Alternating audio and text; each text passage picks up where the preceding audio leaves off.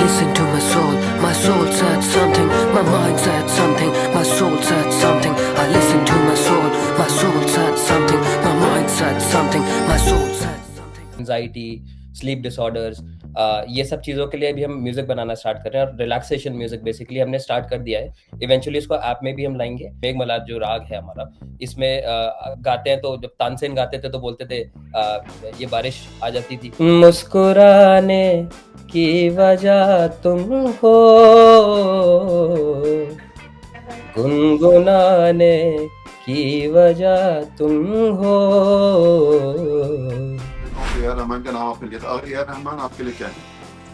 A R Rahman मेरे लिए मुझे लगता है कि म्यूजिकली बहुत ज़्यादा स्ट्रांग आदमी है और मुझे लगता है कि मेरे लिए एक बहुत बड़े इंस्पिरेशन है। जगजीत सिंह, जगजीत सिंह को तो मैं हमेशा सुनता हूँ, बहुत ज़्यादा सोलफुल, डेफिनेटली। गुलाम अली, गुलाम अली तो उनकी तो जो उनका गाने का स्टाइल है, गाने के स्टाइल का ही फैन, बहुत बड़ा फैन हूँ मैं। सुखविंदर सिंह, उनको ज़्यादा मैं फॉलो नहीं करता हूँ, बट हाँ वो भी अच्छे आर्टिस्ट हैं।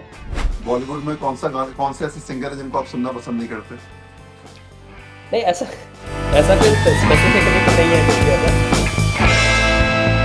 नमस्कार, मैं हूं वरुण सिन्हा और आप देख रहे हैं न्यूज़ 24 दिल्ली। कहते हैं नींद आंखों में भरी हो तब भी नींद ना आए, नींद उड़ जाना, नींद के चला जाना और नींद ना मिलना कहीं ना कहीं इंसान को तोड़ देता है। कई बार होता भी है कि हम थके हारे होते हैं और सोचते हैं कि बस 2 घंटे की नींद मिल जाए तो इससे बेहतर क्या होगा। लेकिन इस भागदौड़ भरी जिंदगी में नींद का ना मिलना ये अपने आप में समझदारी और समझाता भी है। कहीं ना कहीं परिस्थितियों के हिसाब से इंसान भागता जा रहा है और वो नींद के लिए तरसता जा रहा है। आज जो शख्स मेरे साथ जुड़ने वाले हैं मेरे पॉडकास्ट में, उनका नाम है ऋषिप गर्ग। न्यूयॉर्क से हैं, सिंगर हैं और रिसर्चर भी हैं और बहुत दिनों से मेहनत कर रहे हैं एक ऐसे टॉपिक के बारे में जिसमें आप कहेंगे कि शायद ये वो टॉपिक है जिसके बारे में हर कोई सुनना और समझना चाहता है कि आखिर नींद आंखों से चली जाए तो लौट के कैसे आए। ऋषिप, बहुत बहुत स्वागत है आपका हमारे आज शो में। मेरा Thank you so पहला much. सवाल आपसे ये कि क्या कभी पॉसिबल है कि नींद आसानी से आ जाए और ये नींद जो भाग गई है आंखों से ये कैसे लौटेगी? बिल्कुल पॉसिबल है और मेरे हिसाब से, क्योंकि मैं इतना ज़्यादा म्यूज़िक में लगा हुआ हूँ और मेरे 15 साल के करियर में, हालाँकि मेरी एज बहुत ज़्यादा नहीं है, पर तब भी हम बहुत टाइम से मैं इस पे रिसर्च कर रहा हूँ। मेरी एक बुक भी आई है, music the mirror of the soul, उसमें भी मैंने यही ज़िक्र किया है कि नींद आना पॉसिबल है और साउंड के थ्रू अगर आप अच्छा साउंड को सुनते हैं, अगर रिलैक्सेशन साउंड को सुनते हैं, definitely different kinds of sounds होते हैं, अगर वो आपके ऊपर डिपेंड करता है कि आप किस टाइप के साउंड को लेके सोना चाहते हैं। बट डेफिनिटली जो रिलैक्सेशन जैसे नेचर साउंड्स हो गए, लैंडस्केप, ये बहुत सारे जैसे ये व्हाइट नॉइज़ हो गई, पिंक नॉइज़ हो गई, ये सब जो नॉइज़ेज़ होती हैं डेफिनिटली ये सोने के लिए हेल्प करते हैं। और अभी हम हमारा यही हम गोल है कि हम लोगों का कि अभी लोगों को जो बहुत ज़्यादा प्रॉब्लम है जैसे एंग्ज़ायटी, स्लीप डिसऑर्डर्स, ये सब चीज़ों के लिए भी हम म्यूज़िक बनाना स्टार्ट कर रहे हैं और रिलैक्सेशन म्यूज़िक बेसिकली हमने स्टार्ट कर दिया है। साउंड्स हमने पीसेस बनाने स्टार्ट कर दिए हैं, सब कुछ इन प्रोसेस है और इवेंचुअली इसको ऐप में भी हम लाएँगे। और बहुत ज़्यादा लोगों का ख्याल रख के सब लोगों का ख्याल रखा गया है, मेजरली जैसे सीईओज़ होते हैं, जो मिनिस्टर्स हो गए, जो बड़े-बड़े लोग हैं, उन सबको प्रॉब्लम यही है कि सब लोग काम इतना ज़्यादा करते हैं कि दिमाग हर समय चलता रहता है। तो बेसिकली आपके ब्रेन को स्टॉप करने के लिए ये सब चीज़ें हैं, ये सब साउंड्स होते हैं जो आपका ब्रेन स्टॉप हो जाएगा कुछ टाइम के लिए और उसके बाद आप रिलैक्स होके फिर से आप रिफ्रेश हो जाएँगे, फिर से आप basically it's kind of a retreat, उसके बाद फिर से आप रीस्टार्ट कर सकते हैं। अच्छा, कभी आपने सोचा है, हमने सुना है अधिकतर कि अगर कोई राग गाया जाए तो बारिश होनी शुरू हो जाती है, कोई राग गाया जाए तो मौसम बदल जाता है। क्या ऐसा सच में है कि किसी गाने से, किसी गाने को सुनने से नींद आ जाए? नहीं, डेफ़िनेटली है और ये मैं आपको एग्ज़ाम्पल के तौर पे देता हूँ। अभी जो रीसेंट कंपोज़िशन जो मैंने किया है, ये राग बागेश्वरी में है और बेसिकली जो काफ़ी थाट के जो राग हैं, बेसिकली उनको बोलते हैं कि जैसे अगर उसमें हम लोग कंपोज़ करते हैं, तो वो बहुत नींद के क्लोज़ होता है। तो ये जो साउंड्स होते हैं, जो उस राग में कंपोज़ करे जाते हैं, तो ऐसा कहते हैं। तो मतलब और ऑब्वियसली होता ही है और मैं तो मेरे साथ तो बहुत ज़्यादा होता है कि मतलब मैं कुछ भी अगर करता हूँ, डेफ़िनेटली जैसे आपने बारिश की बात करी, मेघमल्हार जो राग है हमारा, इसमें गाते हैं तो जब तानसेन गाते थे तो बोलते थे ये बारिश आ जाती थी। तो ये सब चीज़ें मतलब या फिर उनकी जो बेटी ने ताना दीदी ने गाया था तो बारिश हो गई थी। तो ये सब चीज़ें तो मतलब आती हैं, चलती आई हैं और ये सब मतलब कहीं न कहीं मुझे लगता है कि साउंड का आपके नेचर से मतलब आपके in the sense like in general universe से बहुत बड़ा कनेक्शन है। तो मुझे लगता है कि साउंड और यूनिवर्स जब कनेक्ट होते हैं तो डेफ़िनिटली कुछ भी हो सकता है। अच्छा, ये बताइए मुझे कि जब आप बचपन में कहते हैं आप बहुत छोटे थे तब से आपने सिंगिंग शुरू कर दी थी। जी। तो पहला गाना कौन-सा था ऐसा जो आपने गाया और घर वालों ने कहा, "अरे! तो कमाल का लड़का है, क्या गाता है, कितना बेहतरीन गाता है।" कुछ याद है आपको? पहला गाना तो पहला गाना तो मुझे याद नहीं, बट हाँ, मुझे याद है एक बार का हम लोग कश्मीर में थे, शायद मैं तो बहुत छोटा था। मतलब क्या हम कैसियो हुँ, लेके घूमते थे, छोटा वाला जो कैसियो आता है ना, तो हुँ, मुझे लगता है कि शायद 4 या 5 साल जैसा कुछ रहा होऊँगा, तो मैंने वो गाना गाया था, एक ज़िंदगी एक सफ़र है सुहाना। तो हम लोग डल लेक में घूम रहे थे और वहाँ पे हुँ। बहुत सारे फौजी थे। तो मैंने बजाया ज़िंदगी एक सफ़र है सुहाना। और जब गाना स्टार्ट किया तो फौजी तो उनके लिए तो, क्योंकि वो हमेशा बॉर्डर पे ही रहते हैं, तो उनके लिए तो हम मतलब जीना है मरने वाली बात होती है हमेशा ही। तो उन्होंने मुझे कंधे पे उठा लिया एकदम से, 4 साल के बच्चे को, और मैं कीबोर्ड लेके उनके कंधे पे लेके बैठा हूँ, बजा रहा हूँ, गा रहा हूँ, तो उनको बहुत मज़ा आया। तो बहुत वहाँ से मुझे बहुत ये मतलब ये सब चीज़ें मुझे लगता है कि लाइफ़ में बहुत मोटिवेट करती है, आगे बढ़ने के लिए। आपको आपका वो पहला गाना जब आपने लॉन्च किया म्यूजिक में आप आए, आपने तमाम लोगों से सीखा भी, अनूप जलोटा, बड़े-बड़े म्यूजिशियन से आपने सीखा है, उन गुरुओं से आपने सीखा है। जी। वो पहला गाना कैसे बना, कितनी जद्दोजहद के बाद बना और जब बना तो कितना संतुष्टि मिली? और वो कौन-सा था जरा मैं सुनना चाहूँगा प्लीज़? पहला गाना जो हम लोगों ने किया था वो हमारी पहली एल्बम थी श्याम जी का एसएमएस। वो टी सीरीज़ से बिल्कुल। रिलीज़ हुई थी उस समय, जब मैं हुँ, 12 साल का हुआ करता था। तो मेरी हुँ, जर्नी तब से स्टार्ट हुई, जब मैं मतलब आई स्टार्टेड प्रोफेशनली जब मैं 12 साल का था। तो तब से हुँ, मैंने टी सीरीज़ के लिए क काम करना स्टार्ट किया, तो वो मेरी पहली एल्बम थी और उसका अ, उसमें बहुत सारा बेसिकली एल्बम में 8 गाने थे। तो हुँ, मतलब गाना एक एक मैं गुनगुनाता हूँ थोड़ा-सा। एक गाना था, चोरी माखन की दे छोड़ कन्हैया मैं समझाई रही तोए। ये एक हुँ, ब्रज, बेसिकली एल्बम पूरी हमने ब्रज पे ही बनाई थी, कि वही लिरिक्स सारे उस टाइप के थे। और कंपोज़िशन उस समय मुझे याद नहीं कि किसने करी थी, पर मतलब बहुत सारे लोग इन्वॉल्व होते थे, पूरी टीम इन्वॉल्व होती थी। तो डेफिनिटली बहुत डिफिकल्ट प्रोसेस होता था, सारा जैमिंग होती थी घर पे हमारे, जहाँ मैं गाज़ियाबाद से बिलॉन्ग करता हूँ मेनली। तो गाज़ियाबाद में हमारे घर पे हमेशा जैमिंग होती थी, मतलब ऐसे समझ लीजिए कि 10-10 15-15 दिन सारे म्यूज़िशियंस आ रहे हैं, जैमिंग हो रही है, पूरा सब कुछ बना रहे हैं, उसके बाद स्टूडियो जा रहे हैं, फिर रिकॉर्ड हो रहा है, फिर वीडियो हो रहा है, बहुत सारी चीज़ें मतलब होती रहती थी। तो मतलब तो पहला गाने का एक गाना था हमारा वही, चोरी माखन की दे छोड़। तो अगर आप बोले, मतलब 2 हुँ। लाइन सुनाता हूँ कि ऐसा था, बिल्कुल, बिल्कुल, बिल्कुल, बिल्कुल, बिल्कुल। चोरी माखन की दे छोड़ कन्हैया, मैं समझाए रही तोए, मैं समझाए रही तोए कन्हैया, मैं समझाए रही तोए। इस टाइप का हमने ऐसा कुछ बनाया था। तो ये अभी एक लेटेस्ट गाना भी आपने लॉन्च किया है, मैं सुन रहा था उसे अभी 2-3 दिन पहले। वो जी, गाना जी, भी जी। बड़ा सुकून सुकून देने वाला गाना है वो भी। जी, उस गाने का नाम ही रूह है। तो और गाने जी। का हुँ, बेसिकली इंस्पिरेशन ये था कि बहुत सारे लोग तो, और ये सबके लिए बहुत ज़्यादा मतलब मुझे लगता है मोटिवेट करने का भी है।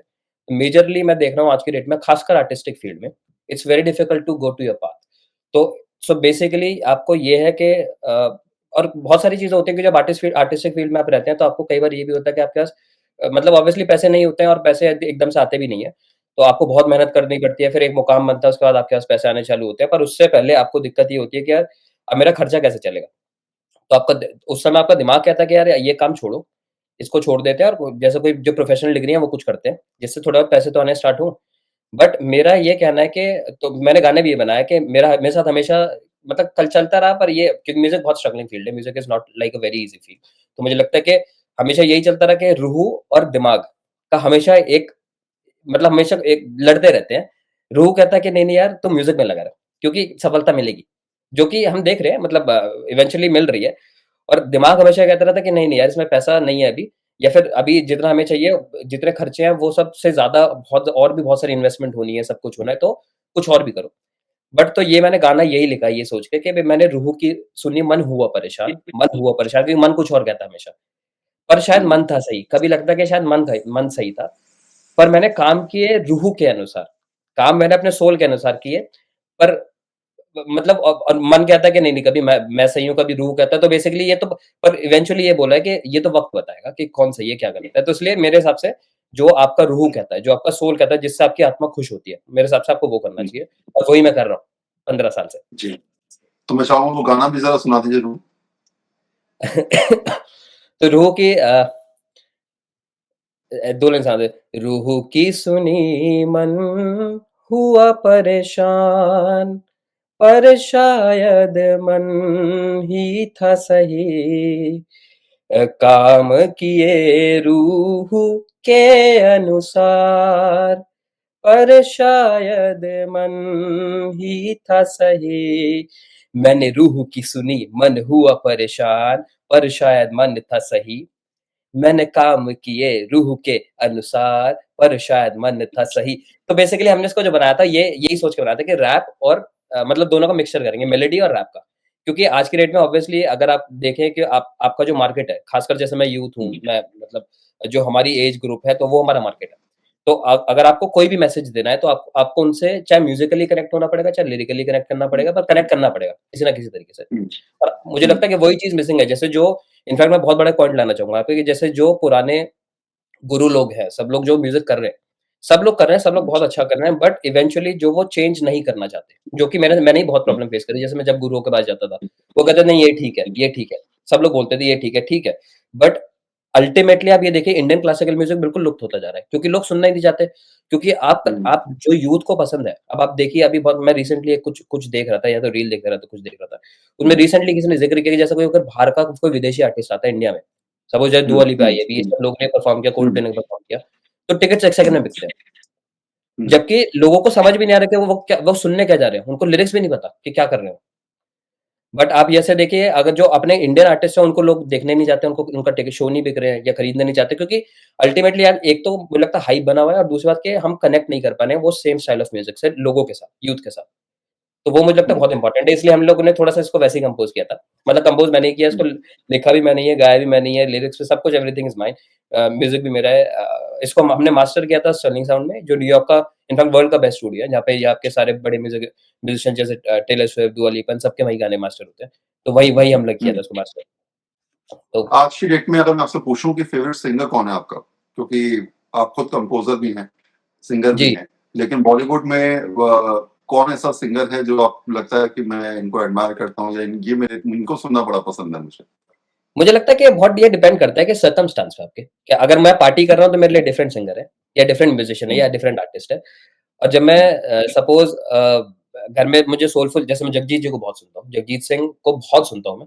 जैसे मेरा अगर सेंटर करना है दिमाग, तो डेफिनेटली जगजीत सिंह को बहुत सुनता हूँ। म्यूजिकली ए आर रहमान मुझे लगता है बहुत ज्यादा अच्छा म्यूजिक करते हैं। बाकी अगर आप पार्टी कर रहे हैं, तो ऑब्वियसली ये दिलजीत हो गए, ये सब मतलब बहुत डिपेंड करता है कि आर्टिस्ट का, कि आप किस, क्योंकि डेफिनेटली आप हर सर्कमस्टांस के लिए आपकी अलग वाइब होती है, और अलग गाने आपको सुनने पड़ेंगे, क्योंकि नहीं तो आप ऐसा तो नहीं कर सकते कि पार्टी में जाके आप जगजीत जी को चलेंगे तो कोई नहीं सुनेगा, मतलब पार्टी का मजा ही नहीं आएगा। तो मुझे लगता है कि वो सब बहुत डिपेंड करता है कि आपका, मैं मतलब किस सिचुएशन में हूँ, तो इसलिए मैं मतलब बहुत डिपेंड करता है उस टाइप के आर्टिस्ट को सुनना चाहूंगा। और वैसे बहुत, और दूसरी बात ये है कि मैं बहुत म्यूजिक, बहुत अलग डिफरेंट टाइप का म्यूजिक सुनता हूँ। अभी लास्ट ईयर स्पॉटिफाई हर साल एक ग्राफ निकालता है, जिसमें ना वो बताता है कि आपने कितने आर्टिस्ट को सुना इस साल, कितने नए आर्टिस्ट को सुना। तो मैंने शायद पिछले साल कुछ 2500 नए आर्टिस्ट को सुना था पूरे वर्ल्ड वाइड। तो बहुत बहुत आर्टिस्टों को सुनता हूँ मैं। कुछ ऐसे आर्टिस्ट हैं जिनके गाना, जैसे मैं अरिजीत सिंह की बात करूं आपको, जी, कैसे लगता है गाना उनका? नहीं डेफिनेटली अरिजीत सिंह तो बहुत ही ज्यादा अच्छे सिंगर है, और बिल्कुल मुझे लगता है कि वो एक बहुत, मतलब one of the people in the music industry, जो मुझे लगता है कि बहुत वो सोल से गाते हैं, जो कि बहुत ठीक है, ज्यादा इसीलिए एक कनेक्ट रैपिड होता फायर राउंड खेलेंगे हम लोग बाद में, उससे मैं आपसे बहुत सारे सवाल पूछूंगा, है। लेकिन श्योर पहले श्योर मैं श्योर। आपके टॉपिक पे आता हूँ, स्लीप जी डिसऑर्डर। ये बहुत जी बड़ी बीमारी है, और मुझे जी, लगता है कि आज की डेट में यंगस्टर्स बहुत ज्यादा परेशान हैं, नींद नहीं डेफिनेटली आती है, नींद पूरी नहीं हो पाती है, रात भर डेफिनेटली। जागते हैं। ये स्लीप डिसऑर्डर को क्या म्यूजिक से सही करने की सोच आपकी है, और कैसे करेंगे, जरा मुझे समझाइए। ये हो तो सकता है, और सब कुछ चल ही रहा है। मुझे लगता है कि ऐप्स वगैरह तो बहुत ज़्यादा जनरेट भी हो रही हैं, म्यूज़िक भी जनरेट हो रहा है इस टाइप का। बट बहुत सारी नॉइज़ेज़ होती हैं, जैसे, और बहुत सारी फ्रीक्वेंसीज़ होती हैं, जिसके थ्रू आप ये काम कर सकते हैं। जैसे मेजरली जैसे व्हाइट नॉइज़ सुनते हैं। व्हाइट नॉइज़ का hmm, majorly white noise, pink noise या ब्राउन नॉइज़। मेजरली इनका काम ही है कि ये, अगर आप तो बेसिकली जैसे एयरप्लेन में जाते हैं आप, फ्लाइट्स में जाते हैं, मेजर लोग आपने देखा होगा फ्लाइट्स में जाके सो जाते हैं। हम्म, क्योंकि फ्लाइट का जो होता है सारा व्हाइट नॉइज़ होता है। वो 20 हर्ट्ज से लेकर 20 किलो हर्ट्ज तक जो फ्रीक्वेंसी जाती है, और सारे कांस्टेंट साउंड होते हैं उसमें। तो उसकी वजह से हम्म, नींद को बहुत, मतलब बेसिकली आपका दिमाग डाइवर्ट नहीं हो रहा कहीं भी। आप हम्म, एक साउंड चल रहा है, तो उसके उसके बेसिस पे आप सो सकते हैं। या फिर उसके अलावा भी बहुत सारी ऐसी चीजें होती हैं, या जैसे अभी हम म्यूजिक, जैसे मैंने बताया, ये राग के बेसिस पे हम कर रहे हैं, राग बागेश्वरी मैंने अभी ये कंपोज करना स्टार्ट किया, ये हो गया, मतलब म्यूजिक वो भी पीस बन गया। तो मेरे हिसाब से ये बहुत सारे एक लिमिटेड साउंड्स है। और मुझे लगता है कि इसका बहुत ज़्यादा एक बेसिक चीज़ क्या है, कि अगर आप बहुत स्टेबल साउंड सुनते हैं, जिसमें बहुत ज़्यादा कम उतार-चढ़ाव है, और बहुत, जैसे बहुत नोट्स कम चेंज हो रहे हैं, बहुत, मतलब आप समझ लीजिए कि अगर सा चल रहा है तो सा ही चल रहा है, 20 सेकंड तक एक ही नोट चल रहा है। तो अगर आप उस टाइप का म्यूज़िक सुनते हैं, तो बहुत ज़्यादा चांसेस हैं या नेचर साउंड हो गए, नेचर्स के जो नेचर का साउंड्स होते हैं, जैसे आपके वाटरफॉल हो गया, ओशन साउंड हो गया, बर्ड्स का साउंड हो गया, ये सब के तो अभी हम यही सब पे रिसर्च करके, और मेरी बहुत ज़्यादा एक सब्सटैंशियल रिसर्च था, ये जो मैंने आपको ज़िक्र भी किया था कि मैंने बुक लिखी थी। बुक में सारा यही ज़िक्र था कि कैसे आपका माइंड को हम रिलैक्स कर सकते हैं। बहुत सारी डिजीज़ेज़ थी, जैसे हाइपरटेंशन हो गया, एंग्ज़ायटी हो गया, स्लीप डिसऑर्डर हो गया, या बहुत सारी और बहुत सारी प्रॉब्लम्स होती हैं, तो वो किससे बेसिकली आपको थोड़ी राहत तो मिल ही सकती है। मतलब ये तो ऑब्वियसली कभी दावा नहीं करा जा सकता कि सही हो जाएगा, बट हाँ, मुझे लगता है कि राहत मिल सकती है आपको बहुत ज़्यादा। कई बार ऐसा होता है ना कि हम जा रहे होते हैं, 2 मिनट बैठते हैं, आँखें बंद करते हैं, बड़ा एकदम से उठते हैं और लगता है अरे वाह! मज़ा आ गया। ऐसा लगा पूरे राइट, दिन की नींद पूरी हो गई। ये करेक्ट। पावर नैप क्या होती है और ये रिलैक्सेशन जो होते हैं बीच में 2 घंटे में, 1 घंटे में, आधे घंटे में आदमी सो जाता है। ये इसे कैसे आप दूर करने की कोशिश करी है? ये कितना ज़्यादा पावरफुल है? ये कितना ज़्यादा सही रहता है? पावर नैप बहुत ज़्यादा पावरफुल है, और मुझे लगता है पावर नैप का बेसिकली यही होता है, जब बॉडी उसका उस सबसे सबका सबके पीछे मेजर रीज़न जो है वो यही है कि आपकी जब नींद पूरी नहीं हो रही है। बेसिकली जब आपका माइंड रिलैक्स मोड पे नहीं जा रहा है, तो आपको कभी भी आपको हमेशा लगेगा कि यार मुझे नींद आ रही है। ऑफ़िस में भी लगेगा कि यार टेक्निकली आप रात में सोए हैं, टेक्निकली सोए हैं पर आप नहीं सोए हैं, क्योंकि आपका दिमाग कभी रेस्ट पे था ही नहीं। हमेशा चलता रहता है कि यार मुझे ये करना है, मुझे ये करना है, मुझे ये करना है, तो उसकी वजह से पावर नैप इसलिए इसलिए आती है, आपको एकदम से आप लेटे, एकदम से नींद आ गई और एकदम से आपको मज़ा आया कि यार ये तो एकदम मैं फ्रेश फ़ील कर रहा हूँ, क्योंकि उस समय आपका दिमाग चाहे 10 मिनट के लिए, चाहे 20 मिनट के लिए रिलैक्स मोड पे चले जाता है। और रिलैक्स मोड के बाद अगर जब आपका दिमाग चला गया, तो आपको फिर किसी चीज़ की टेंशन नहीं। 20 मिनट के लिए अगर आप सोएँगे तो ऐसा लगेगा कि ये मेरी 2 घंटे की नींद पूरी हो गई है। तो ये बहुत ज़्यादा चीज़ें मुझे लगता है पावरफुल हैं, हुँ, हुँ। और एक डेफ़िनेट एक नई सोच है आपकी फ्लोटिंग बेड। जी, आदमी आराम से पानी के अंदर बैठ के सोएगा। जी। कैसे सोएगा ये बताइए ज़रा? तो ये एक्चुअली एक ये एक आइडिया है। तो हुँ, मुझे लगता है कि, और ये मैंने फ़ील भी किया है, जब आप कलर थेरेपी, अरोमा थेरेपी, जैसे आपको बहुत ज़्यादा अच्छी खुशबू, और कलर थेरेपी जब बहुत ज़्यादा, जैसे आपको कलर्स चाहिए, जैसे हमको बहुत सारे लोगों को होता है कि डिम लाइट्स में नींद आती है। बहुत सारे हुँ, लोगों को होता है कि लाइट्स ज़्यादा तेज़ होती है, तो बेसिकली कलर थेरेपी का अलग-अलग यूज़ होता है। तो कलर थेरेपी, अरोमा थेरेपी और साउंड थेरेपी तो हम कर ही रहे हैं। साउंड तो हम करते ही मतलब बचपन से आ रहे हैं, तो साउंड फिर इन जब तीनों को मर्ज कर देंगे, तो मुझे लगता है हुँ, ये आइडिया था कि, और पानी डेफ़िनिटली, जैसे मैंने ज़िक्र किया कि जो नेचुरल साउंड्स होते हैं, जैसे नेचर का हो गया, पानी का हो गया, तो ये सब चीज़ें अगर चलती रहे, तो मुझे लगता है कि मतलब ये साउंड्स के थ्रू डेफ़िनेटली नींद आ सकती है। और अभी हमारा प्लान यही था कि फ्लोटिंग बेड्स को हम लोग, जैसे पानी में, स्विमिंग पूल में बहुत सारे फ्लोटिंग बेड्स होंगे, surrounded by colour therapy, sound therapy और अरोमा थेरेपी। तो ये सब करने का प्लान है, और डेफ़िनेटली इवेंचुअली ये सबके लिए टारगेट है, मतलब जितने लोग को प्रॉब्लम है, और इसका मेजर रीज़न ये है, मेजर प्लान ये है कि basically it's gonna be a retreat. जैसे लोग केरला जाते हैं 20 दिन के लिए, 15 दिन के लिए, तो हमारा प्लान ये है कि इसको सिटी में करेंगे, और हर सिटी में ये हेल्थ सेंटर टाइप होगा, तो जिसके थ्रू लोगों को नींद आना बहुत ज़्यादा आसान हो जाएगा। और मतलब मैं डेफ़िनेटली गवर्नमेंट ऑफ इंडिया अगर इसमें अगर वो चाहेगी इनिशिएटिव लेना, तो मैं डेफ़िनेटली बहुत ज़्यादा उनकी हेल्प करने के लिए, मतलब मेरा सौभाग्य होगा कि मैं उनकी हेल्प कर पाऊँ इस चीज़ में। तो मुझे लगता है कि ये सब चीज़ों पे हमें काम करना चाहिए, और ये डेफ़िनेटली बहुत जल्दी लाएँगे। तो सवाल सिर्फ इतना और है मेरा आपसे कि इस प्रकार की नींद को कैसे आप आगे बढ़ाएँगे? मतलब आपके हिसाब से कितने घंटे की नींद होनी चाहिए कम से कम? और गाना सुनते-सुनते कई लोग सो भी जाते हैं। ईयरबड्स जी, लगाते हैं, हेडफ़ोन लगाते हैं, सो जाते हैं, बड़ी अच्छी नींद आती है। कई लोगों की तो आदत बन गई है, गाना सुनते-सुनते सो जाओ। ये भी एक डेफ़िनेट नुकसान देता है लेकिन इतना ज़्यादा म्यूज़िक भी सुनेंगे, कान में लीड लगा के तो नुकसान देगा। तो आपको लगता है डेफ़िनेट कि ऐसे कौन-कौन से गाने हैं जो सुकून दे सकते हैं? जैसे आपने कहा जगजीत सिंह का गाना आपको बहुत पसंद है। तो करेक्ट, इस तरह के सिंगर्स जो हैं, क्या ये भी एक वो देते हैं कि किसकी आवाज़ कैसी है, कौन बहुत स्लो गाता है, कौन बहुत तेज़ गाता है, किसी को फ़ास्ट म्यूज़िक में नींद आएगी, किसी को स्लो म्यूज़िक में नींद आएगी। क्या ये भी है म्यूज़िक का सिस्टम कुछ? नहीं, मुझे लगता है कि ये जैसे मैंने जो रियलाइज़ किया, मुझे लगता है कि जो भी स्लो साउंड्स हैं, जैसे अरिजीत सिंह का बहुत स्लो साउंड हो गया, तो वो जो मेलो म्यूज़िक है, उसमें नींद आएगी आपको। बट अगर आप बहुत हुँ, ज़्यादा जो पेपी म्यूज़िक या फिर जो अपबीट म्यूज़िक होते हैं, उनको सुनेंगे तो डेफ़िनेटली, क्योंकि वो तो आपके जो हार्मोन्स हैं, वो सब आपका बेसिकली उसको बूस्ट करता है। तो जब आप वो बूस्ट करेगा, तो नींद तो आने का मुझे लगता है चांसेस बहुत ज़्यादा कम है। तो आप हुँ, जैसे बाहर जाते हैं, जैसे क्लब्स में जाते हैं, तो वहाँ पे इसलिए अपबीट म्यूज़िक यूज़ करा जाता है कि आपको और एनर्जी बढ़े। तो और जब नींद के टाइम पे मुझे लगता है एनर्जी आपको और डाउन करनी है। तो एनर्जी डाउन करनी हुँ, है, तो उसके लिए आपको म्यूज़िक तो बहुत ज़्यादा मेलो म्यूज़िक, जैसे जगजीत सिंह, पंकज उधास, या इस टाइप के, या फिर इंस्ट्रूमेंटल म्यूज़िक, जो कि मैंने हुँ, ज़िक्र किया, जैसे हम बना रहे हैं, रिलैक्सेशन वाला, हुँ, स्लीप डिसऑर्डर वाले, जो हम वो बेसिकली स्पेसिफिकली टारगेटेड म्यूज़िक है। तो जब हुँ। उस टाइप के आप म्यूज़िक को सुनेंगे, या ये white noise, pink noise, brown noise, इस टाइप का जब म्यूज़िक सुनेंगे, तो डेफिनिटली ये टाइप का म्यूज़िक आपको ज़्यादा एनहांस करता है कि नींद आ जाए। अच्छा चलिए थोड़ा-सा डिफरेंट करते हैं चीज़ों को।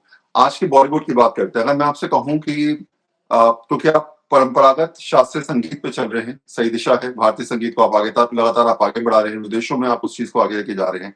आपको लगता है शायद बॉलीवुड ने उस सब चीज़ों को छोड़ दिया है, वो जानना चाहता ही नहीं है, शास्त्रीय संगीत का एक गाना आ जाए साल में तो बहुत बड़ी बात है किसी मूवी में। अदरवाइज़ कोई पूछना पसंद नहीं करता, सबको फास्ट म्यूज़िक चाहिए, लाउड म्यूज़िक चाहिए।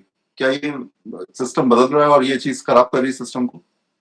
नहीं, मुझे लगता है कि बदल तो नहीं रहा है डेफ़िनेटली। बदलना तो पर ये बहुत अच्छी चीज़ मुझे लगी बॉलीवुड में या फिर म्यूज़िक इंडस्ट्री में कि इंडिपेंडेंट आर्टिस्ट बहुत ज़्यादा आ रहे हैं।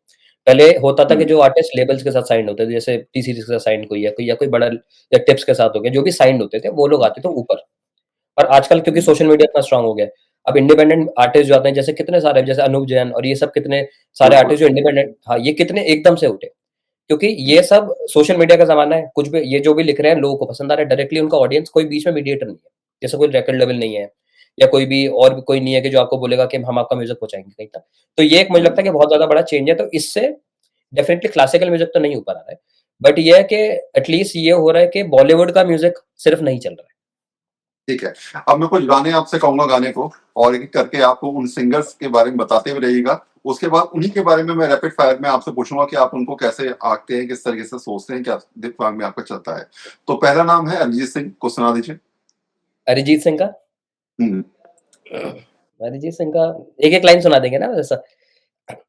मुस्कुराने की वजह तुम हो,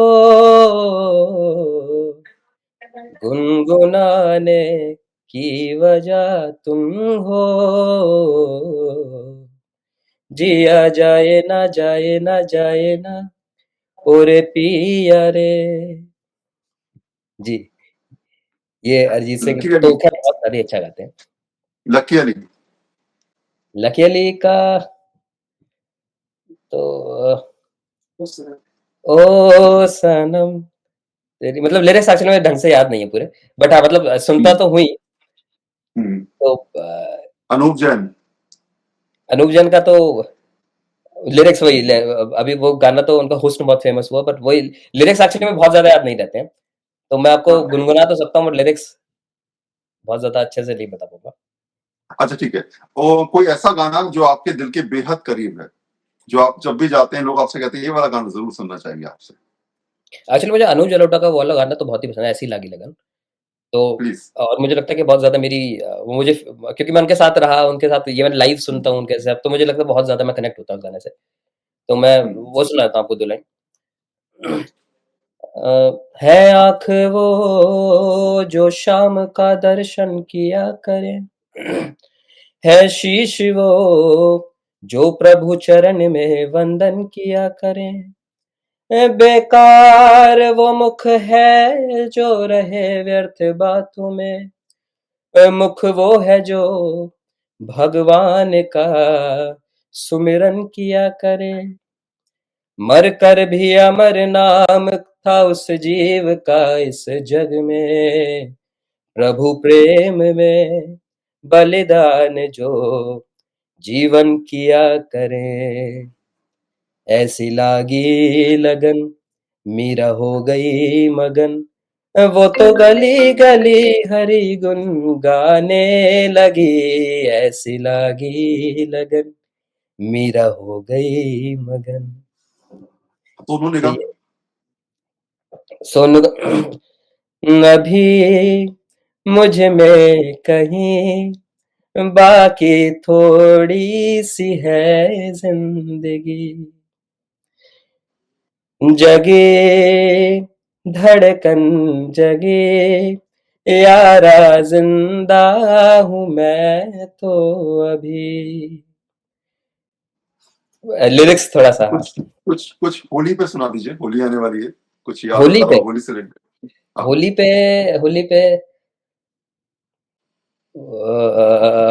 रंग होली बरसे ही पे सुना दीजिए।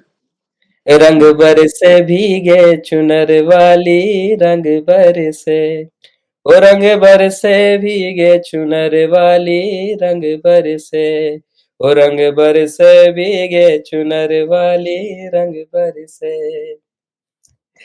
गाज़ियाबाद टू न्यूयॉर्क, जी। गाज़ियाबाद से न्यूयॉर्क तक की यात्रा कितनी जी। तकलीफों भरी रही और कितनी दिक्कतें आई लाइफ में, कहाँ का स्ट्रगल करना पड़ा, कहाँ का समझाना पड़ा कि मैं जो हूँ म्यूजिक का स्टूडेंट हूँ, मैं म्यूजिक सीखने आया हूँ, मैं म्यूजिक को ही आगे बढ़ाना है। संघर्ष की जरा कहानी समझा दीजिए। जी। अ, मुझे लगता है कि ये तो बहुत एक दिक्कतें तो बहुत डेफ़िनेटली हुई क्योंकि जब मैंने स्टार्ट किया था म्यूज़िक 2008 में, मैं बचपन से म्यूज़िक कर रहा हूँ, जैसे हमने ज़िक्र किया। मैं बहुत जब छोटा था तो मैं क्लास में गाता था, तो मुझे स्टेज पे बुला लेते थे। जो टीचर्स थे बोलते थे, "आइए आओ।" कोयर ग्रुप में जो कोयर ग्रुप होते हैं तो उसमें गाता था, लीड रोल में गाता था। तो फिर एक हमारी जो जिन्होंने मुझे जो मेरी फर्स्ट टीचर है, उनका नाम ज़रूर लेना चाहूँगा, उनका नाम है प्रीति, मिस प्रीति। उन्होंने मुझे बेसिकली हमेशा से मतलब मोटिवेट किया। मेरे पेरेंट्स को भी उन्होंने फ़ोन किया कि भई ये अच्छा गाता है, इसको आगे बढ़ाएँ। तो फिर मैंने सीखना स्टार्ट किया और ज़्यादा सीखना स्टार्ट किया। फिर जब मैं फिर मैं जब मैं फिर हाँ, फिर नैनीताल चला गया मैं। नैनीताल में मैंने बोर्डिंग स्कूल में था, लगभग 7 साल मैं बोर्डिंग स्कूल में रहा। वहाँ पे मेरी सारी एल्बम जितनी एल्बम्स आती रहीं, उस बीच में मुझे लगता है 5-6 एल्बम आई टी सीरीज़ से। सारी वहाँ के जो चीफ मिनिस्टर थे सबने हमेशा हर साल मतलब वही रिलीज़ होती थी वही। तो तब तक बहुत अच्छा चलता रहा। मुझे श्रीलंकन गवर्नमेंट ने बुलाया, गवर्नमेंट ऑफ श्रीलंका ने, राजनाथ सिंह ने बहुत ज़्यादा, जो हमारा राजनाथ सिंह, इन्होंने तो बहुत ज़्यादा मोटिवेट किया और मुझे लगता है बचपन से ही मतलब इस फैमिली बेसिकली हमेशा से इतना ज़्यादा मोटिवेट करते आए हैं। हमेशा से जैसे हमारे क्योंकि गाज़ियाबाद से ये एमपी थे, तो जब भी कुछ भी होता था तो हमेशा एक फंक्शन, जो भी हमारा फंक्शन होता था उसमें आना, हमेशा मोटिवेट करना, बताना। जब जब मैं श्रीलंका गया था तो भी बहुत ज़्यादा उन्होंने सपोर्ट किया था। और अब भी बहुत सपोर्ट करते हैं। अब भी आता हूँ तो मैं मिलता हूँ। पर ये है कि उसके बीच में, उसके बाद जब मैं जाता रहा 2014 के बाद फिर मैंने इंडिपेंडेंट म्यूज़िक करना स्टार्ट किया। पढ़ाई तो मेरी चल ही रही थी जब से उसके बीच में, तो मैंने बहुत सारा इंडिपेंडेंट अपना म्यूज़िक करना स्टार्ट किया। पर डेफ़िनेटली जब आप कुछ नहीं होते, मुझे लगता है कि आपको समझाना पड़ता है लोगों को कि मैं कौन हूँ, और वो अपनी-अपनी राय बनाते हैं कि नहीं-नहीं, आप इस चीज़ के लिए ठीक नहीं है। कोई कुछ कहता है, कोई कुछ कहता है, कोई कुछ कहता है, जो कि मुझे लगता है कि बहुत ज़्यादा फेयर पॉइंट नहीं है। मतलब आपको नहीं पता। मैं बताना तो नहीं चाहूँगा उस उन उन शख्स का नाम, पर एक शख्स से मैं मिला, उन्होंने अरिजीत सिंह को रिजेक्ट कर दिया था। और मतलब वो बहुत ज़्यादा ऐसा, मैं बॉम्बे मिला था उनसे, तो मैं उनका नाम नहीं लेना चाहूँगा, पर वो, और आज अरिजीत सिंह उनका फ़ोन नहीं उठाना चाहते हैं, क्योंकि मतलब हो जाता है ये सब चीज़ें। तो बहुत सारे लोगों को मैं अ, ऐसे लोगों को जानता हूँ कि मैंने बॉलीवुड में इनडायरेक्टली बहुत काम किया, बहुत सारा म्यूज़िक किया, बहुत सारे, जैसे रविंद्र जैन मेरे गुरु रहे, अनूप जलोटा रहे, और भी बहुत सारे लोग, दिलीप सिंह जी के साथ मैंने काफ़ी मतलब कुछ-कुछ करता रहता हूँ, और मिला तो मैं सबसे, उदित जी से, आशा जी से, सबसे मतलब चलता तो रहता ही है, कभी स्टूडियो में मिल रहे हैं, कभी कहीं मिलते रहते हैं। और उसके बाद जब मैं यहाँ पे न्यूयॉर्क में, मैंने फिर पर मेरा गोल यही था हमेशा कि म्यूज़िक को, आप जैसे बाहर आएँगे, तो बाहर न्यूयॉर्क में इंडियन क्लासिकल कोई नहीं जानता है। बस इतना जानते हैं कि चलो ये रिलैक्सेशन म्यूज़िक शायद होगा, या कुछ-कुछ लोग इंस्ट्रूमेंट जैसे सितार अब थोड़ा-थोड़ा उठना स्टार्ट हो गया है, तो अब थोड़ा बहुत सितार के बारे में जानना स्टार्ट हो गए। पर मेरा गोल हमेशा यही था कि इंडियन म्यूज़िक इतना ज़्यादा रिच है, इसको अगर हम बाहर लेके जाएँ, और एक ऑब्वियसली डिफरेंट स्टाइल में आपको कैटर करना पड़ेगा। आप सेम स्टाइल में, जैसे मैंने बताया कि आपको जहाँ जो यहाँ की ऑडियंस जैसे सुनना चाहेगी, उसको म्यूज़िक को उस टाइप से करना पड़ेगा। नहीं तो वो एक गैप हमेशा रहेगा जिससे वो कनेक्ट ही नहीं करेंगे कभी भी। तो इसीलिए मैंने थोड़ा-सा, जो मेरा इंस्ट्रूमेंटेशन रहता है सारा वेस्टर्न इंस्ट्रूमेंटेशन रहता है। इसलिए मैं बीच में रैप भी डालता हूँ, और अपना ये सब जो कंपोज़ करता हूँ, मेलोडीज़ तो हमारी इंडियन स्टाइल की होती है, जैसे इंडियन क्लासिकल उस टाइप की जनरली मतलब सारी राग बेस्ड ही होती हैं, जो मैं कंपोज़ करता हूँ। पर उसके बाद फिर मैंने यहाँ पे करना स्टार्ट किया, और यहाँ पे तो इनफैक्ट, अरे मुझे यहाँ पे आने के बाद तो बहुत ज़्यादा अच्छा, मतलब यहाँ बहुत ज़्यादा सपोर्ट है। लकीली भगवान की कृपा से, जैसे सब फ्रॉम डे 1 से मुझे ऐसा है, जैसे मैं न्यूयॉर्क यूनिवर्सिटी में जब था, तो मुझे वहाँ पे बहुत ज़्यादा सपोर्ट, जो कि मैं हमेशा, जो वहाँ के हमारे प्रोग्राम के डायरेक्टर थे, उनके साथ ही रहता था हमेशा। क्योंकि मैं उनके साथ ऑफ़िस में हेल्प भी करता था। हेल्प इन द सेंस, जैसे मैं, मेरे पास पोज़ीशन थी प्रोग्राम असिस्टेंट की, तो मैं सारा ऑफ़िस का जितना भी, जैसे हमारे डिपार्टमेंट का जो भी काम होता था, हम लोग सब साथ में मिलके करते थे। शोज़ होते थे, जैसे अभी सेलेना गोमेज़ का जब जो फियांसे हैं बेनी ब्लांको, आप जानते हो, तो बेनी ब्लांको, ये सब को हम इवेंट्स करते थे। ये सब मतलब सब लोगों को बहुत सारे लेके आते थे, तो यहाँ पे मुझे बहुत सपोर्ट मिला। और उसके बाद मुझे लगता है कि सबसे बड़ी बात जो मैं बोलना चाहूँगा सब लोगों को, जो म्यूज़िक क्रिएटर्स हैं, कि म्यूज़िक सीखना बहुत ज़्यादा इम्पोर्टेंट है। क्योंकि नहीं तो एक इम्पास ऐसा ज़रूर आता है, जब आपका एक ऐसा पॉइंट आता है, जब सपोज़ आप किसी गाने को सुन के वायरल हो गए, आपका कुछ रील वायरल हो गया, पर आपको आता ही नहीं म्यूज़िक बनाना, उसके बाद तो आप इम्पास पे आ गए ना। आपको पता नहीं अब इसके बाद क्या करूँगा मैं? तो म्यूज़िक सीखना और म्यूज़िक प्रोडक्शन 2 बहुत ज़्यादा इम्पोर्टेंट चीज़ है, जो कि मैंने यहाँ पे भी सीखी, और मैं लोगों को यहाँ पे भी बहुत गाइड करता हूँ। मैं बहुत ज़्यादा क्या, जैसे बहुत सारे उसमें गेस्ट स्पीकर बन के जाता हूँ, तो यहाँ पे, और बहुत लोग इंडियन माइंडसेट को जानना चाहते हैं कि जैसे इंडियन म्यूज़िक क्या है। तो हमारे हुँ। कॉलेज में भी, इसमें यूनिवर्सिटी में बहुत सारे सेमिनार्स होते थे, जिसमें वो लोग बुलाते थे मुझे एज़ अ गेस्ट स्पीकर, कि आप हमें इंडियन म्यूज़िक के बारे में बताइए, या फिर और भी यूनिवर्सिटीज़ में, जैसे और भी कहीं-कहीं मैं सेमिनार्स में जाता रहता हूँ। तो वहाँ पे यही गाइड करता हूँ लोगों को भी किस टाइप से, जैसे इंडियन क्लासिकल या फिर इंडियन म्यूज़िक क्या है, या फिर और कैसे चीज़ें को हम लोग इन आजकल आप वैसे भी देख रहे होंगे, अभी जैसे अभी रिसेंटली करण औजला ने और वन रिपब्लिक ने कोलैबोरेशन किया, तो लोग कोलैबोरेट हम्म। बहुत कर रहे हैं, जिससे लोगों का ऑडियंस मर्ज हो जाता है। बहुत सारी चीज़ें ऋषभ, चल अब रही हैं। कुछ नाम आपके सामने मैं लूंगा, एक जी, लाइन में या कुछ शब्दों में, एक या दो शब्दों में उनको डिफाइन करेगा। जी। आपने शुरुआती दौर में नाम लेता हूँ, ए आर रहमान का नाम आपने लिया था, और ए आर रहमान आपके लिए क्या है? ए आर रहमान मेरे लिए मुझे लगता है कि म्यूजिकली बहुत ज्यादा स्ट्रांग आदमी है, और मुझे लगता है कि ठीक है, मेरे लिए एक बहुत बड़े इंस्पिरेशन है, बहुत बड़े ठीक है। इंस्पिरेशन। जगजीत सिंह, जगजीत सिंह को तो मैं हमेशा सुनता हूँ, बहुत ज्यादा सोलफुल, डेफिनेटली। गुलाम अली, गुलाम अली तो उनकी तो जो उनका गाने का स्टाइल है, गाने के स्टाइल का ही फैन, बहुत बड़ा फैन हूँ मैं। तो सोनू निगम, सोनू निगम जी को तो वो भी बहुत ज्यादा बड़े सिंगर है, और मुझे लगता है वो किसी भी जॉनर में गा सकते हैं, कुछ भी गा सकते हैं। सुखविंदर सिंह, उनको ज्यादा मैं फॉलो नहीं करता हूँ, बट हाँ वो भी अच्छे आर्टिस्ट हैं। बॉलीवुड में कौन से ऐसे सिंगर है जिनको आप सुनना पसंद नहीं करते? नहीं, ऐसा ऐसा कोई स्पेसिफिकली तो नहीं है कुछ भी ऐसा, बट मैं सुनता तो हम्म, सभी को हूँ, बट मतलब ये है कि बहुत ज़्यादा जैसे म्यूज़िक बहुत ज़्यादा जैसे मेरी प्लेलिस्ट में जाते हैं, तो वो सब लोग बहुत मतलब मेरा क्योंकि स्टाइल बहुत सोलफुल है, क्योंकि मैं जिस टाइप का म्यूज़िक करता हूँ बहुत सोलफुल, हम्म, और हम्म, मतलब पेपी भी अगर करता हूँ तो मुझे लगता है कि पेपी में भी बहुत जो सोलफुल टाइप का म्यूज़िक यूज़ होता है। पेपी मतलब अपबीट है, बट उसके बावजूद भी वो बहुत ज़्यादा सोलफुल, उसमें जो नोट्स यूज़ हो रहे हैं वो बहुत सोलफुल होते हैं, तो मेरा मेरा वो स्टाइल है। तो मैं जैसे इसलिए आपने जितने भी नाम लिए, और हमने सब लगभग सारे नाम ही सोलफुल लिए। अरिजीत सिंह, जी। गुलाम अली, जितने भी सब आपने नाम लिए।